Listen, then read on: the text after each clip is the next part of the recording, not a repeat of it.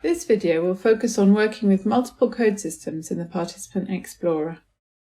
The code systems that can currently be used for searching in the Participant Explorer are ICD-10, OPCS4, HPO, ICD-03, the UK edition of SNOMED-CT, and the list of recruited diseases in the 100,000 Genomes project. These code systems are overlapping. The same clinical concept is often included in more than one code system. Knowing which code systems to use is essential for obtaining best results when searching participant data by clinical concept. As an example, let's say we're interested in participants that have cardiomyopathy. The guidance that follows is the same for cancer or procedure-related searches, but with different code systems. Without having a specific code system in mind, we can start by typing in cardiomyopathy in the search lookup field.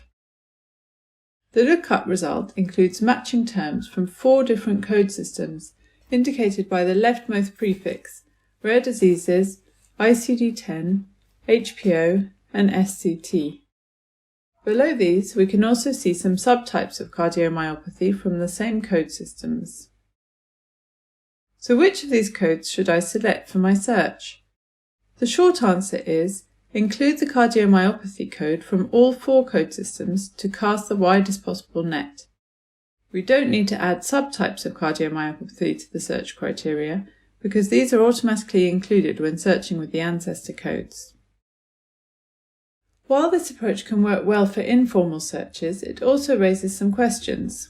How can I be sure that I've included all relevant code systems? Code systems sometimes use different words or spelling for the same disease, so finding all the relevant codes may not be as easy as in this example.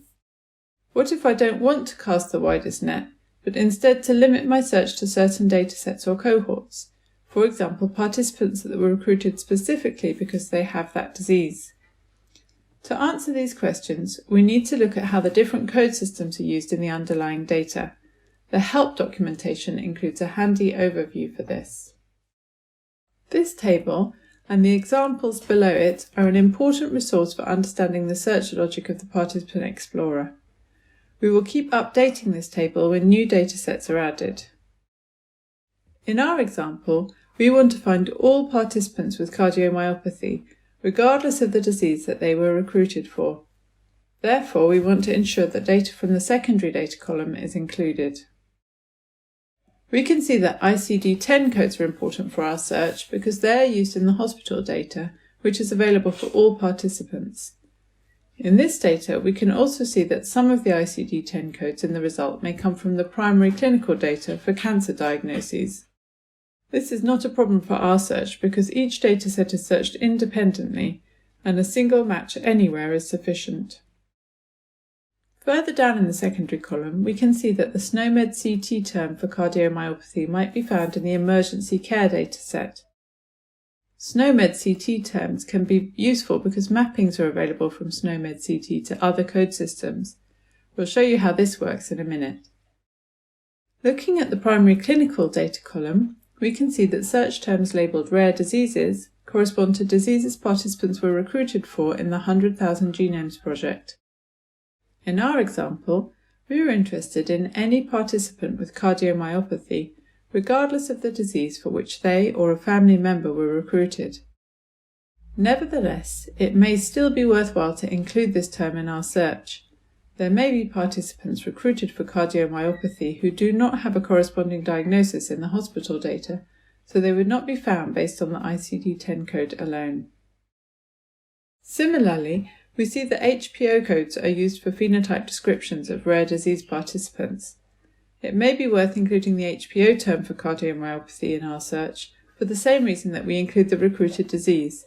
The phenotype registration data may be the only record of cardiomyopathy for some participants, so they can only be found based on the HPO term.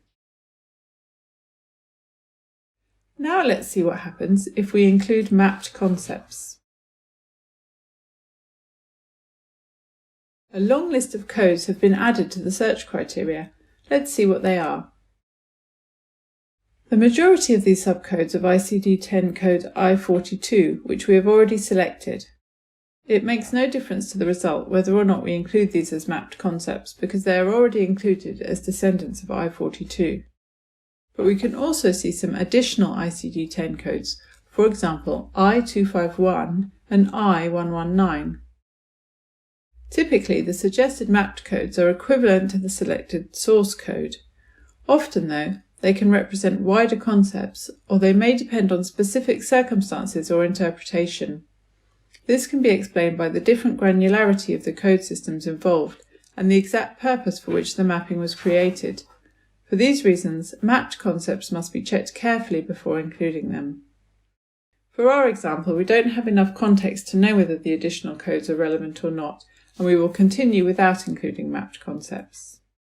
Click on a participant in the search result to see why the participant matches the search query. The Encounters section by default only displays encounters that match the search criteria. Here we see that this patient has an inpatient record with an ICD-10 diagnosis code for obstructive hypertrophic cardiomyopathy, a child code of the ICD-10 code in the search criteria. If there were multiple matching codes for this participant, they would have been displayed here as well. Matching codes are also highlighted in bright green in the medical history timeline.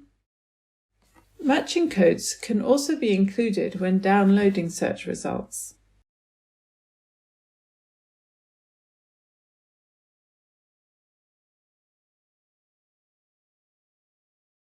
Codes from different code systems will be rendered as different rows. Therefore, when the search criteria include multiple code systems, it is important to include the code system name column as well. Finally, it's good to know that you can access reference information for all relevant code systems directly from the Participant Explorer. For example, to look up the exact spelling of recruited disease names in the 100,000 Genomes project. Select the Code Systems tab on the top right. Some of the panels link to external sites, which are the home pages of the code system. Others, such as the Genomics England recruited disease names or ICD-10, can be explored directly inside the Participant Explorer.